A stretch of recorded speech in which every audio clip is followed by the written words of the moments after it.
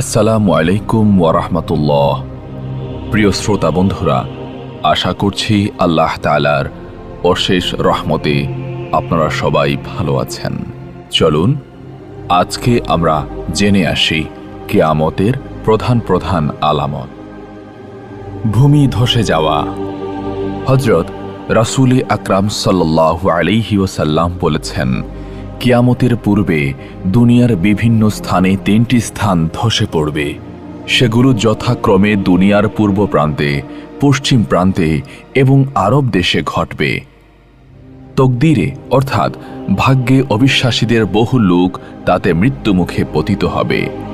হাদিস শরীফে আরও উল্লেখ আছে যে তকদিরে অবিশ্বাসীগণের উপর ভূমি ধ্বংস ছাড়া আরও কতিপয় বালা মুসিবত আসবে, যথা শূন্য হতে প্রস্তুর বর্ষণ, মানবাকৃতি অন্য কোনো পশুর আকারে পরিবর্তিত হয়ে যাওয়া, ধোঁয়া প্রকাশ। দুনিয়ার 3টি বিভিন্ন অঞ্চল ধসে যাওয়ার পর এক প্রকার ভীষণ ধোঁয়া নির্গত হয়ে সারা দুনিয়া ছেয়ে ফেলবে। হযরত রাসূল আকরাম সাল্লাল্লাহু আলাইহি ওয়াসাল্লাম বলেছেন, এই ধোঁয়া সারা দুনিয়ায় ছড়িয়ে পড়বে এবং 40 দিন পর্যন্ত দুনিয়াকে অন্ধকারে আচ্ছন্ন করে রাখবে।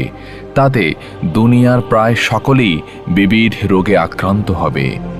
মুসলমানদের সর্দি, কাশি, মাথা ধরা প্রভৃতি সামান্য অসুখ হবে, কিন্তু কাফের ও মুশরিকগণ এতে অচেতন হয়ে পড়বে। 40 দিন পর আবার দুনিয়া পরিষ্কার হয়ে যাবে। পশ্চিম দিকে সূর্যোদয়। হঠাৎ একবার জিলহজ মাসের 10 তারিখ দিবাগত রাত্রে এত অধিক দীর্ঘ হবে যে শিশুগণ নিদ্রা থেকে উঠে জেগে ছটফট করতে থাকবে। গরু, মহিষ প্রভৃতি গৃহপালিত পশু মাঠে যাওয়ার জন্য অস্থির হয়ে চিৎকার শুরু করবে। মানুষ ভীত ও চিন্তিত হয়ে চিৎকার ও কোলাহল শুরু করে দেবে। ঈমানদারগণ ইস্তেগফার পাঠ করতে থাকবে। অবশেষে 3 কি 4 দিবারাত্রির সমান সময় অতিবাহিত হওয়ার পর পশ্চিম দিক হতে সূর্যোদয় হবে। সকলেই কিয়ামতে বিশ্বাস করে অনেকেই তওবা করতে থাকবে, কিন্তু পশ্চিম সূর্যোদয় হওয়ার পর কারো তওবা কবুল হবে না। এরপর হতে আবার স্বাভাবিকভাবে পূর্ব দিক হতে সূর্য উদিত হতে থাকবে। দাব্বাতুল আরদ। দাব্বাতুল আরদের আবির্ভাব সম্বন্ধে আল্লাহ তাআলা কুরআন শরীফের সূরা নামলে বলেছেন, যখন কিয়ামতের ওয়াদা পূর্ণ করার সময় নিকটবর্তী হবে, আমি তখন দাব্বাতুল আরদ প্রকাশ করব। সে মানুষের সঙ্গে কথাবার্তা বলবে, তথাপি মানুষ আল্লাহর আয়াতে বিশ্বাস করে না। দাব্বাতুল আরদ এক প্রকার অদ্ভুত জীব। এর শারীরিক গঠনের সাথে 7 প্রকারের প্রাণীর সামঞ্জস্য থাকবে, যথা মুখমণ্ডল মানুষের মতো, পা উটের মতো, ঘাড় ঘোড়ার মতো, লেজ গরুর মতো, পাঁজর হরিণের মতো, শিং বারশিংহ হরিণের মতো এবং হাত বানরের মতো। পশ্চিম দিক হতে সূর্যোদয়ের পর এ নিয়ে মানুষের মধ্যে নানারূপ জল্পনা কল্পনা চলতে থাকবে। সেই সময় একটা ভীষণ ভূমিকম্প হবে। ভূমিকম্পের ফলে মক্কায় সাফা পাহাড় ফেটে ভিতর হতে অদ্ভুত প্রাণী বের হয়ে আসবে। এই প্রাণী মানুষের সাথে অবিকল মানুষের মতোই কথা বলবে। তার এক হাতে হযরত মূসা আলাইহিস সালামের লাঠি এবং অপর হাতে হযরত সুলাইমান আলাইহিস সালামের আংটি থাকবে। প্রাণীটি এত দ্রুতগামী হবে যে কেউ অতি দ্রুত দৌড়িয়েও তাকে ধরতে পারবে না, আবার তার সম্মুখ থেকে কেউ পালিয়েও যেতে পারবে না। সে প্রত্যেক মানুষের কপালে তার লাঠির দ্বারা একটি করে দাগ দিবে। ঈমানদার লোকদের কপালে দাগ দেওয়ার সঙ্গে সঙ্গে তাদের চেহারা চন্দ্রের মতো উজ্জ্বল আলোকময় হবে এবং কাফের ও মুশরিকদের কপালে দাগ দেওয়ার সঙ্গে সঙ্গে তাদের চেহারা ভয়ানক কালো ও কুৎসিত হয়ে যাবে। অতি অল্প সময়ের মধ্যে প্রত্যেকটি মানুষের কপালে একটি করে দাগ দিয়ে যাবে, যার ফলে দুনিয়ার যাবতীয় মানুষ ঈমানদার ও বেঈমান এই 2টি শ্রেণীতে বিভক্ত হয়ে যাবে। এরপরেই সে অদৃশ্য হয়ে যাবে। দক্ষিণের বায়ু প্রবাহ। দাব্বাতুল আর্ধ অদৃশ্য হয়ে যাওয়ার কিছুকাল পরে দুনিয়ার দক্ষিণ হতে এক প্রকার আরামপ্রদ মৃদু বায়ু প্রবাহিত হবে। এই বায়ু প্রবাহের ফলে ঈমানদারদের বগলে ব্যথার সৃষ্টি হবে। যার ঈমানের বল যত বেশি দৃঢ়, সে তত অধিক যন্ত্রণা অনুভব করবে এবং সেই যন্ত্রণায় প্রকৃত ঈমানদার ব্যক্তিগণ মৃত্যুর মুখে পতিত হবে। এ সম্বন্ধে হযরত রাসূলুল্লাহ সাল্লাল্লাহু আলাইহি ওয়াসাল্লাম বলেছেন, আল্লাহ তাআলা দক্ষিণ দিক হতে এক প্রকার বায়ু প্রেরণ করবেন, উহার সংস্পর্শে ঈমানদার লোকগণ মৃত্যুমুখে পতিত হবে। হাদিসে বর্ণিত আছে, এ সময় জীবজন্তু, পাথরের টুকরা, চাবুক, জুতার ফিতা প্রভৃতি বহু জিনিস মানুষের মতো বাক শক্তি লাভ করে গৃহের সমস্ত সংবাদ এবং যাবতীয় গোপন তথ্য অন্যকে বলে দেবে। দক্ষিণ বায়ু প্রবাহিত হওয়ার পর পৃথিবী ঈমানদার শূন্য হয়ে যাবে এবং সারা পৃথিবীতে হাবশীদের রাজ্য প্রতিষ্ঠিত হবে। তারা খানায়ে কাবা ভেঙে ফেলবে এবং হজ বন্ধ হয়ে যাবে। তখন মানুষের অন্তঃকরণ, জিহ্বা ও কাগজ হতে কোরআন শরীফ উঠিয়ে নেওয়া হবে। আল্লাহর স্মরণ ও আখিরাতের কথা আর কারো মনে উদয় হবে না। যাদের হাতে দেশের শাসন ক্ষমতা থাকবে, তারা জনসাধারণের উপর ভীষণ অবিচার ও অত্যাচার চালাতে থাকবে। জনসাধারণ পরস্পরের সাথে সর্বদা বিবাদে জড়িত থাকবে। পথে ঘাটে ও উন্মুক্ত মাঠে যেখানে সেখানে জেনা ও বেভিচার চলতে থাকবে। লোকের লজ্জা শরম বলতে কোনো কিছুই থাকবে না। আইন কানুন বলতে কোনো কিছুরই অস্তিত্ব থাকবে না। সঙ্গমের মাত্রা বেড়ে যাবে, অথচ সন্তান উৎপাদনের হার যথেষ্ট কমে যাবে। হযরত রাসূল আকরাম সাল্লাল্লাহু আলাইহি ওয়াসাল্লাম বলেছেন, ওই সময় পর্যন্ত কিয়ামত হবে না যে পর্যন্ত পৃথিবীর বুকে আল্লাহ শব্দ উচ্চারণ করার মতো কেউই জীবিত থাকবে না। শয়তান তখন আফসোস করে বলবে, মানুষ কেন তাদের পূর্বপুরুষের ধর্ম মূর্তি পূজা ত্যাগ করল? অর্থাৎ সে সময় আল্লাহর ইবাদত করা তো দূরের কথা, দেবদেবীর পূজা করার কথাও আর কারো মনে উদয় হবে না। দুনিয়ার অন্যান্য অংশের তুলনায় সেই সময় শ্যাম দেশে কিছুটা শান্তি বজায় থাকবে। সেজন্য শান্তিপ্রিয় লোকগণ শ্যাম দেশে চলে যাবে। দক্ষিণ দিক হতে অগ্নিপ্রবাহ। দক্ষিণ দিক হতে বায়ু প্রবাহিত হয়ে যাবতীয় ঈমানদারদের মৃত্যুর কিছুদিন পর সেদিন থেকেই একটি অগ্নিকুণ্ড মানুষের দিকে এগিয়ে এসে মানুষের পশ্চাৎধাবন করবে। সে অগ্নি সকাল থেকে দুপুর পর্যন্ত মানুষকে তাড়া করবে, কিন্তু মানুষ দৌড়াতে দৌড়াতে দ্বিপ্রহরে যখন শ্রান্ত ও ক্লান্ত হয়ে পড়বে, তখন অগ্নিকুণ্ড তাকে বিতাড়ন করা হতে বিরত থাকবে। কিছুক্ষণ বিশ্রাম নেয়ার পরই উক্ত অগ্নি তাদেরকে আবার তাড়াতে আরম্ভ করবে। সন্ধ্যার সময় তা আবার ক্ষান্ত হবে। এভাবে ছুটতে ছুটতে সব মানুষ যখন সিরিয়ায় এসে জমা হবে, তখন উক্ত অগ্নিকুণ্ড অদৃশ্য হয়ে যাবে। তৎপর কতক লোক আপন আপন দেশে ফিরে যাবে এবং কতক লোক সিরিয়ায় থেকে যাবে। কিয়ামতের আলামত সমূহের মধ্যে ইহাই সর্বশেষ আলামত। এরপরে একদিন 10 মুহররম শুক্রবার হযরত ইসরাফিল আলাইহিস সালাম তাঁর শিঙায় ফুঁক দিবেন এবং সমস্ত পৃথিবী ধ্বংস হয়ে যাবে।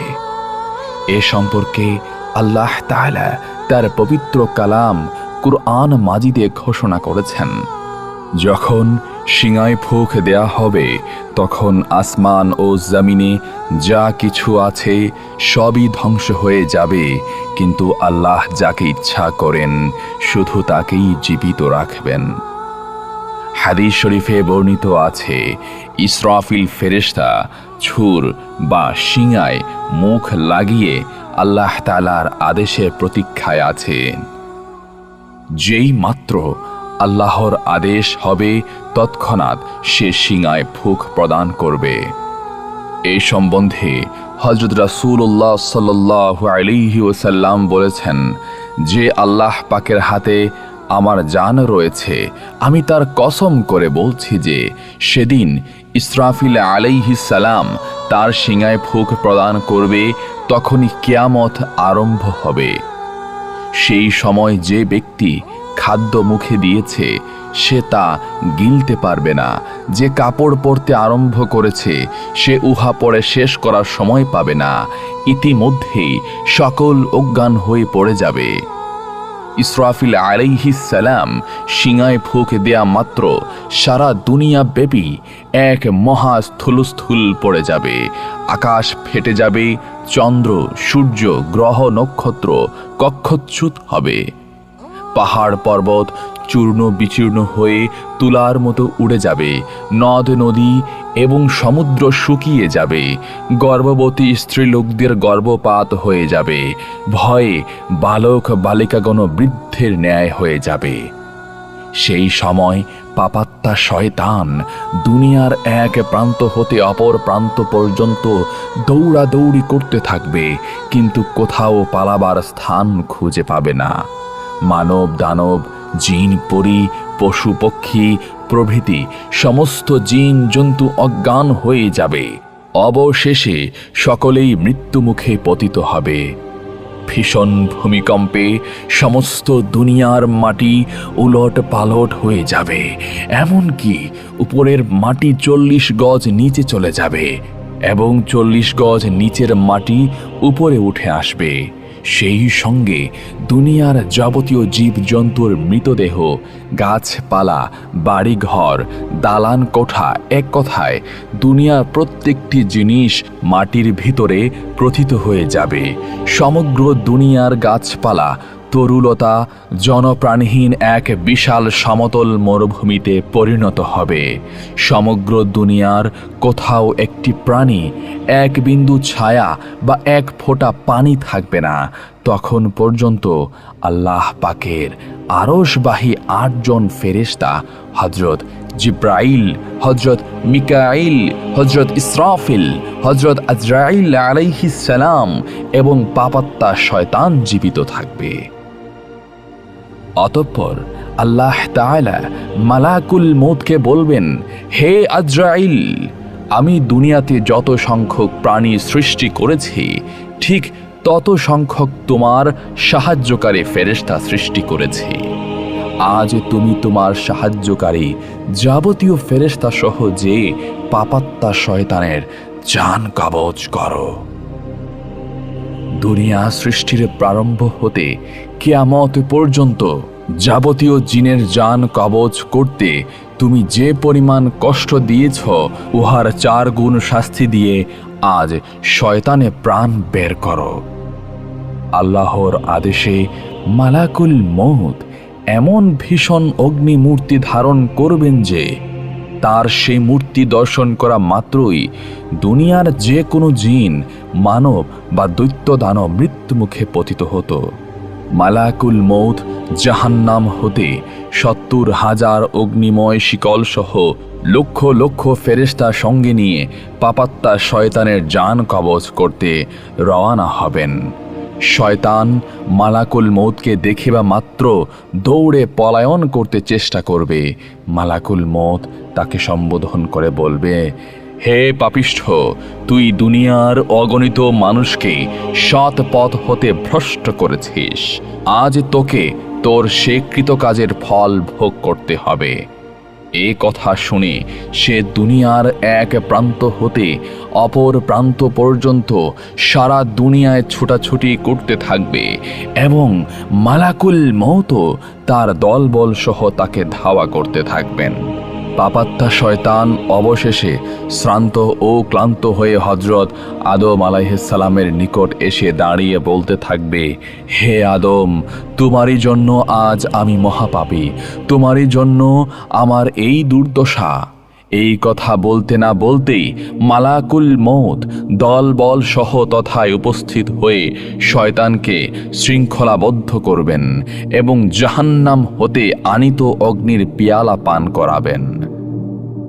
উহা পান করা মাত্রই শয়তান এমন ভীষণ শব্দে একটি চিৎকার করবে যে সেই সময় দুনিয়ার জিন মানব বর্তমান থাকলে শয়তানের এই চিৎকারেই সকলে মৃত্যুমুখে পতিত হতো। তৎপর অত্যন্ত কঠোর শাস্তির সহিত মালাকুল মউত তার জান কবজ করবেন। এরপর মালাকুল মউত একে একে যাবতীয় ফেরেশতারা জান কবজ করবেন। তখন আল্লাহ তাআলা জিজ্ঞেস করবেন, হে আজরাইল, এখন আমার সৃষ্টির মধ্যে কে বর্তমান আছে? মালাকুল মউত উত্তরে বলবে, হে পরওয়ারদিগারে আলম, আপনি চিরজীবিত আছেন এবং থাকবেন। তাছাড়া আপনার একমাত্র গুনাহগার বান্দা আমি জীবিত আছি।